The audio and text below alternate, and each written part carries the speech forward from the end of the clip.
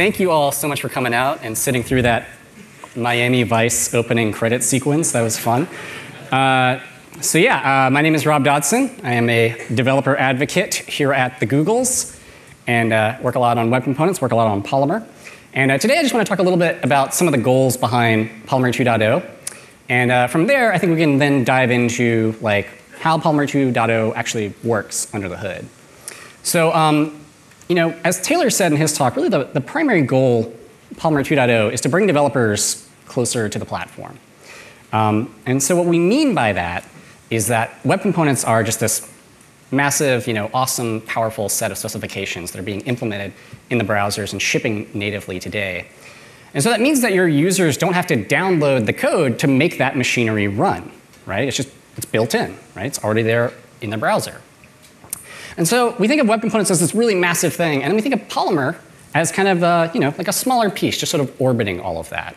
When we tell developers we want them to use the platform, we really want them to use web components as much as possible and feel like they're using the native APIs, and then use Polymer to sort of augment things where they need to, where they want a little bit of a productivity boost. I like to say that Polymer is just sort of an opinionated usage of the web component standards. It is by no means the only way to do web components. There are other libraries out there that use web components, and they use them completely differently from Polymer. And I think it's really important to note that web components are a very flexible set of primitives. So Polymer is not the only way to do web components. It's just a way to do web components. And it's one that we've come up with which we feel like helps developers leverage as much of that good built-in platform as possible.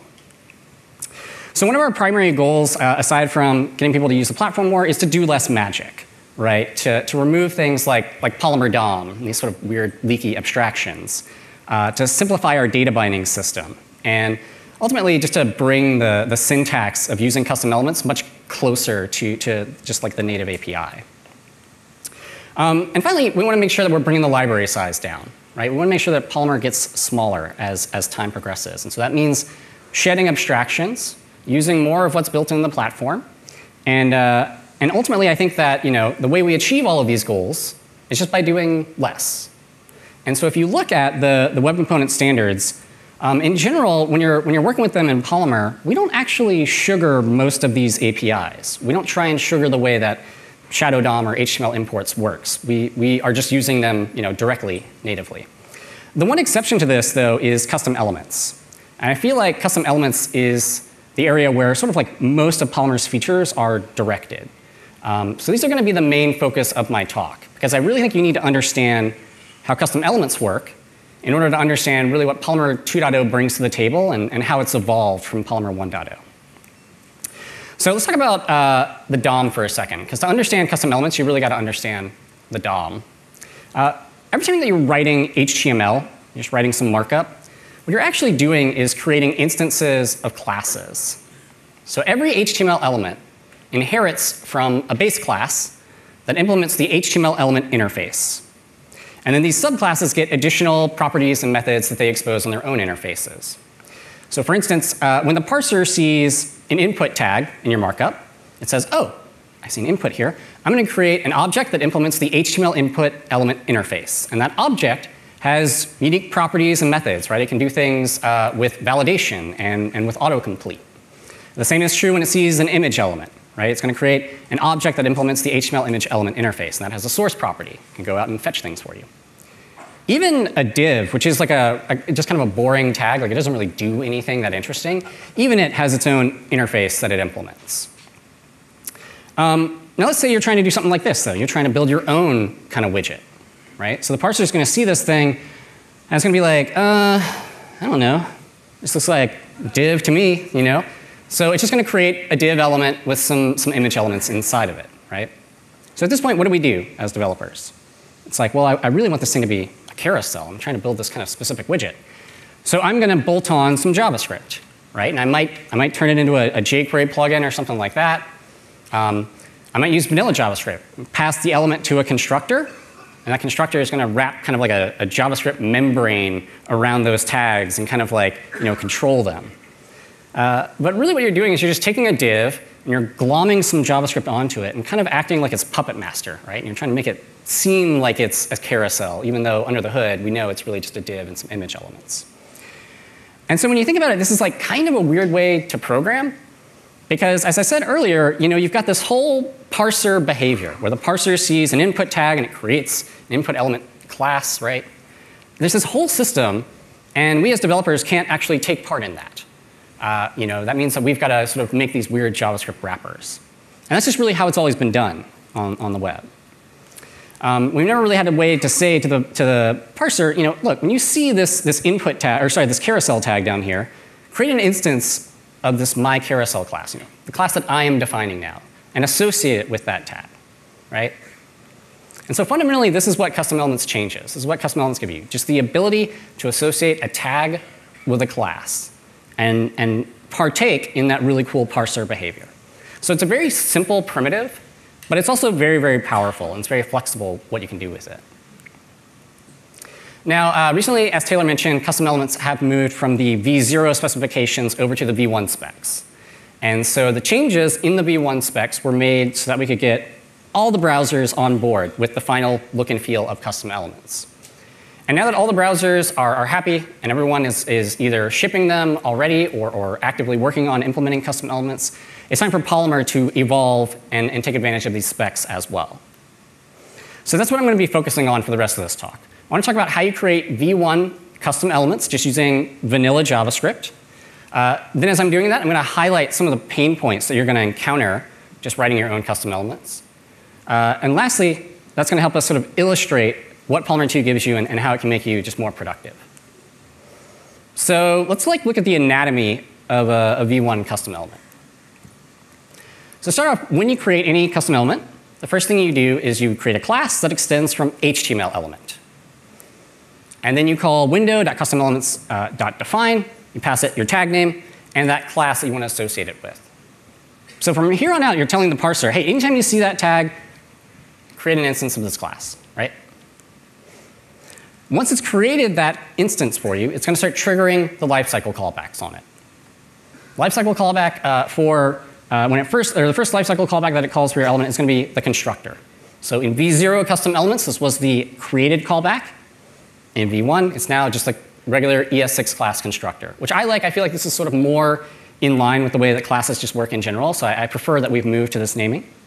The first thing you want to do inside of your constructor is you always want to call super. This is especially important if your custom element extends another custom element, which we'll talk about a little bit later.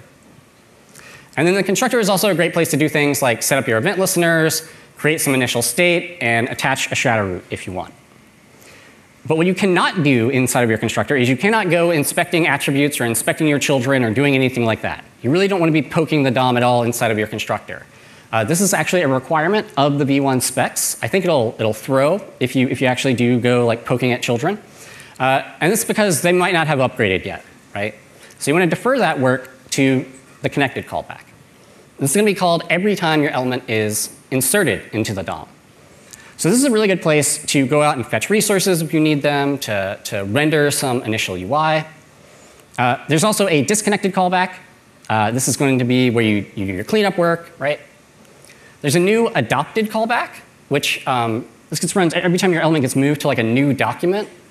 I'm assuming most of you will never use this, but I did want to include it just for like completeness sake. So if you're computing something based on the URL, you get moved to a new document, you might want to do something in this callback, but probably won't use it that often. And finally, there's the attribute change callback, and this one is pretty important. So this is run anytime an attribute on your element is changed in some way. So it's like a very convenient mutation observer. And in custom elements v0, this would run for any attribute change, which could actually be kind of noisy. So in custom elements v1, you now have to explicitly tell the browser which attributes you would like to observe.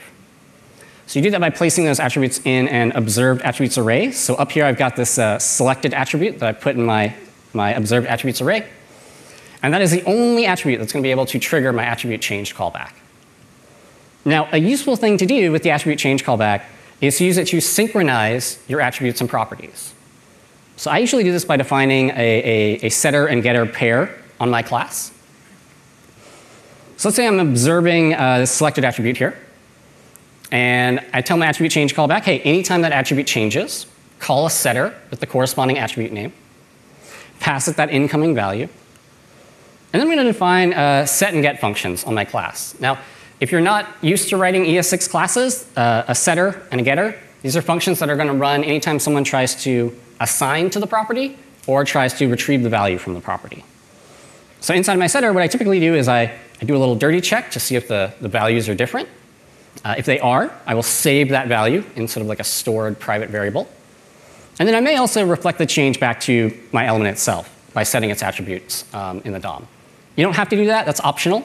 But you might do that if someone is like setting the property in JavaScript, and then you want to like reflect that back to the DOM, maybe for styling or something like that. And inside the getter, I'm just going to return the selected value that I've stored. Right? Pretty easy. Now, a bit of like personal style. This is something I like to do. You don't have to do this. This is something I like to do. By the way, that's supposed to be an ice cube wearing sunglasses. I asked my teammate Monica what she thought that was, and she said ham. So that is not ham. I'm not trying to be I mean, ham is cool and everything, but I'm not trying to be as cool as ham. But anyway, something that I like to do, I've been inspired by the whole sort of unidirectional data flow movement. I think it's pretty interesting. So what I like to do is I like to make sure that all the state for my element can be defined entirely by its properties. I think that you should be able to describe your element at any point in time based on its properties. So for instance, doing something like this should work. And you should be able to basically achieve sort of any functionality in any rendered state or any rendered UI of your component using an approach like this, where you're just setting properties. So this way, properties become like the source of truth for your element. This means I also try to avoid methods that change my element's state, especially if they don't reflect that back to properties. The reason is because I feel like these methods tend to duplicate functionality that I can already get out of my properties and out of my setter functions. And also because having a bunch of methods on your element can oftentimes require a bunch of like imperative setup steps in order to get it to like a particular state. And that can be very difficult to replicate if you're using your element inside of like a framework, something like React, for instance. So for example, if you're building a dialog, it could be tempting to say, OK, the only way that you can open this dialog is with this open method. That's the only way you can get the thing to open, right? And I would say, don't do that. I would say instead, give it an opened property and have the underlying setter for that property handle rendering the new UI for the dialog. Again, I think that this sort of simplifies your code. You don't end up with weird methods called like toggle, whose like sole job is just to like toggle properties back and forth. I've totally written a checkbox with like a toggle method and realized I can just get rid of this and just use a check property. And it also makes it so your element can play nicer with those sort of top-down unidirectional data flow frameworks. Again, that's just like personal style. It's something that I like to do. You absolutely do not have to listen to me, but it's just something I wanted to include in this talk because I think it's perhaps a good and useful approach. Now, before I went off on that whole tangent, I was talking about keeping attributes and properties in sync using that attribute changed callback. And looking at the code for all of this, you might think, OK, that's cool and all, but that's actually like a lot of code just for keeping one attribute and property in sync. It's going to be a lot of work to do that if I have many, many, many properties on my element. And so this is an area where I feel like we've hit a bit of a pain point, and a place where perhaps we could add a good abstraction to help us out and make us more productive. All right, I want to continue on the subject of data flow because I've already sort of like broached it. For any custom element, we like to say you get data in using attributes and properties, right? To get data out, you're going to use regular DOM events. So if I were building a custom checkbox, I might start off by extending HTML element in my class. In my connected callback, I could add an event listener for the click event and have an on-click handler. Inside of that handler, I might set the checked property. Maybe I've got a setter somewhere that's going to update my UI.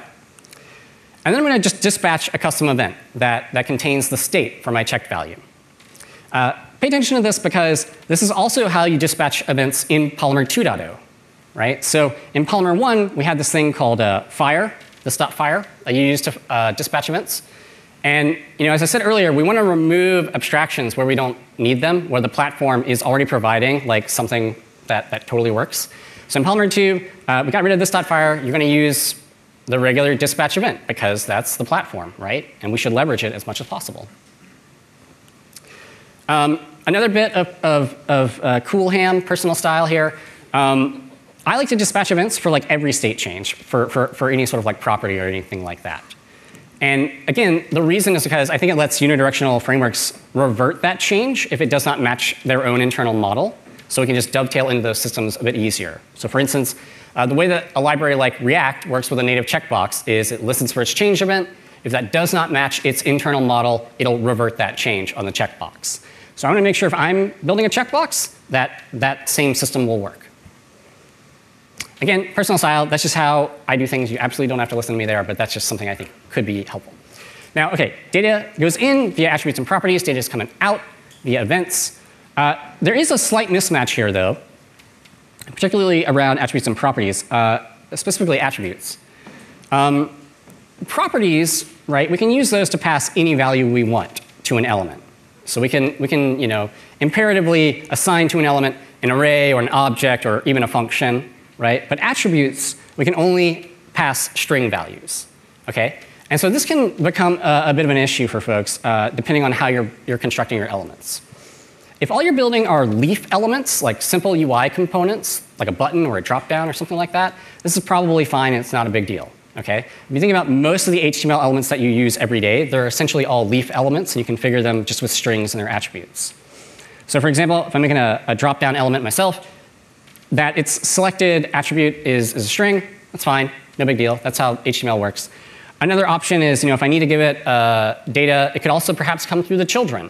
So the video element has source elements as children, so you can pass it multiple sources, and it'll figure out based on the environment it's in which of those sources to use. And so you can maybe do the same thing with a leaf element. But this is a problem if you're trying to build your entire application out of custom elements. That there's basically, there's no declarative way to pass complex data in HTML, right? So this feels like potentially another pain point. And this is something where we could use an abstraction to make this more productive for us. And kind of like a meta point, because I've had conversations with people on Twitter about this.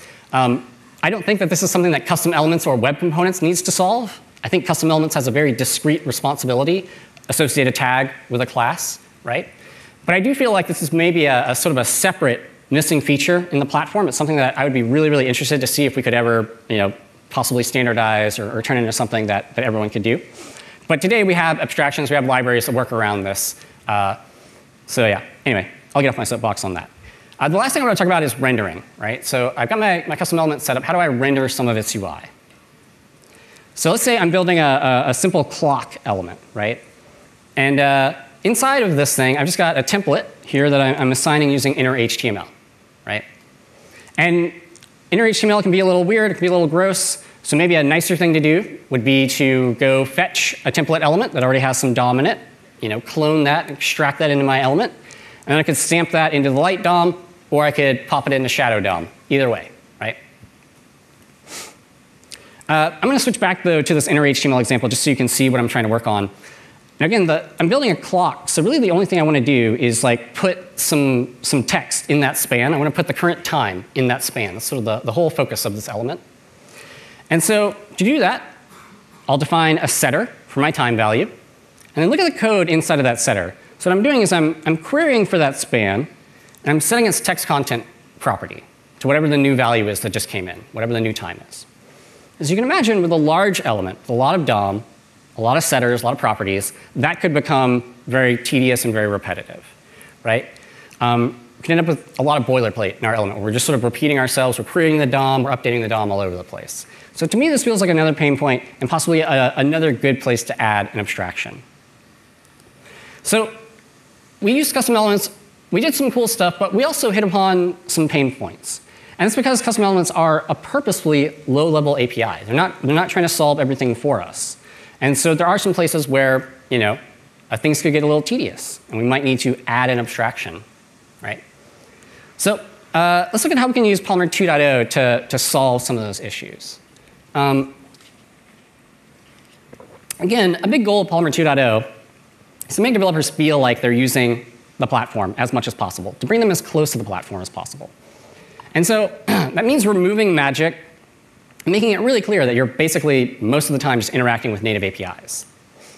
So where I was originally extending HTML element when I created this class, now I'm going to extend Polymer element. Okay, so what's Polymer Element? Like, what is inside that thing? Well, Polymer Element really is just a collection of mixins that extend and add functionality to HTML element. And so if you want to actually even deconstruct it a little bit, let's say I just want to use one feature of Polymer. I don't want to include the whole library. I just want one piece.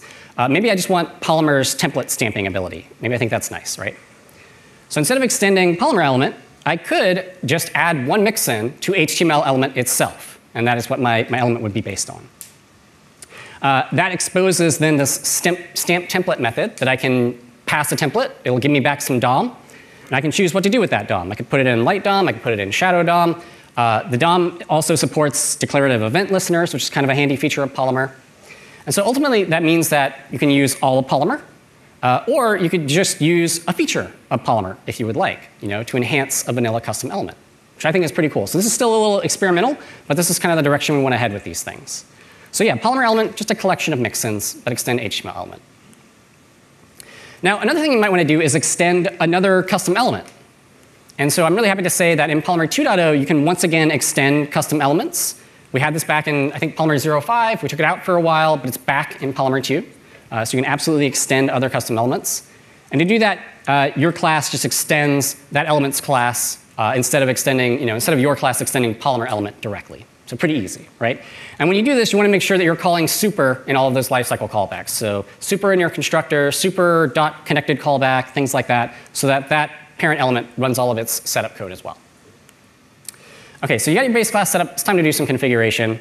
Start by extending Polymer element, and then add a static is function there. And that's going to contain your element name. This static is function is really important for Polymer. It's how it actually finds your template later, which I'll talk about in just a sec.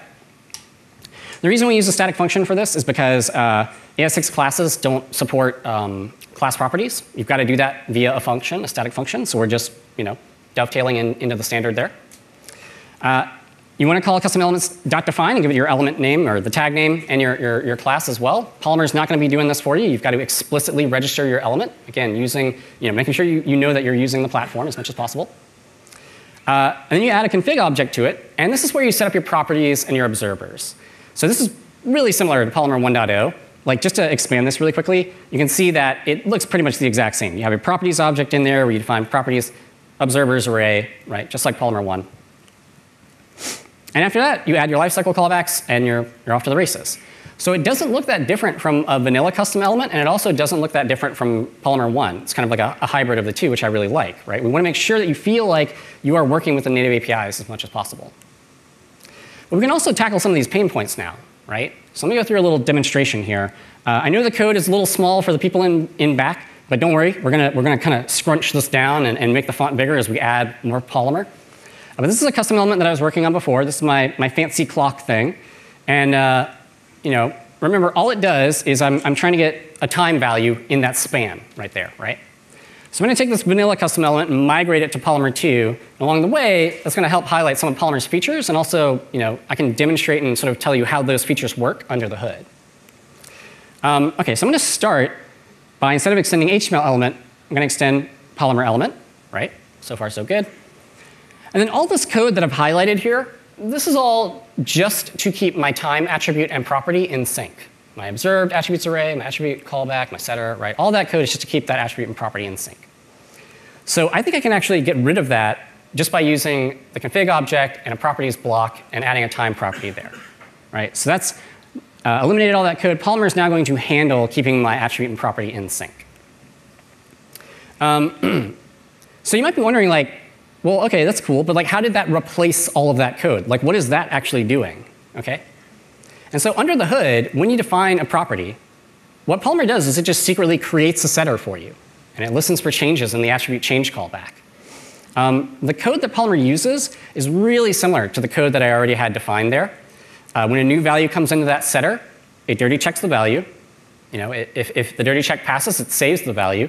And then it updates any nodes in the DOM that need to have that value poked into them. That's basically it. So I feel like this actually takes care of our first pain point. Polymer is just going to handle synchronizing our attributes and properties, so we don't have to deal with that, which is nice. Now looking back at the code, the next thing I want to do is I'm going to clean up this inner HTML right here, because it's a little funky having that in my element. I'm not in love with that. So to do that, I'm going to wrap everything in a DOM module. And my DOM module has to have an ID that matches my tag name's is property, or my element's is property. And this is so if you run your element through like a build tool that strips out your JavaScript and your HTML and separates them and moves them far apart and then dumps them in a bundle or something, it's so Polymer can trace its steps back and find your template and associate it with your element. So that's why we have the is property and the ID on the DOM module matching. Next, I'm just going to drop a template inside of here. Right? So I got my template up there. Nice. Now what Polymer is going to do is when it sees that template, it's just going to take the first template it sees in DOM module and pop that into your shadow DOM. So that's really handy. I don't have to write any of that imperative code myself to like manually set up the DOM and render my UI or anything. So I feel like that takes care of that pain point about having like a lot of boilerplate to set up my element. The last thing I want to do is update the UI whenever my time property is updated. Right? Whenever that value changes, I want the DOM to render. So I'm just going to drop in a data binding, right? And I want to briefly explain how Polymer's data binding system works under the hood, because I think it's kind of interesting. So in a nutshell, when you create a data binding in Polymer, what is actually happening is Polymer is just sort of like finding that element and poking that property into it. So it means if you've got something like this, right, where you've got a span with a little binding inside for text content, Polymer is just going to take a reference to that span and literally set its text content equal to the value that you're updating, right? And because we're using properties, this works for any value type. So we can declaratively say, I've got this friends element, it's got a friends attribute that takes an array. I can declaratively say, all right, I'm going to pass it this friends array. And under the hood, Polymer is just going to say, all right, cool. So I'm going to assign friends this array, right? Pretty straightforward. Now all of this work happens inside of the properties setter that Polymer secretly created for us when it generated, or when we put our time property in that properties block.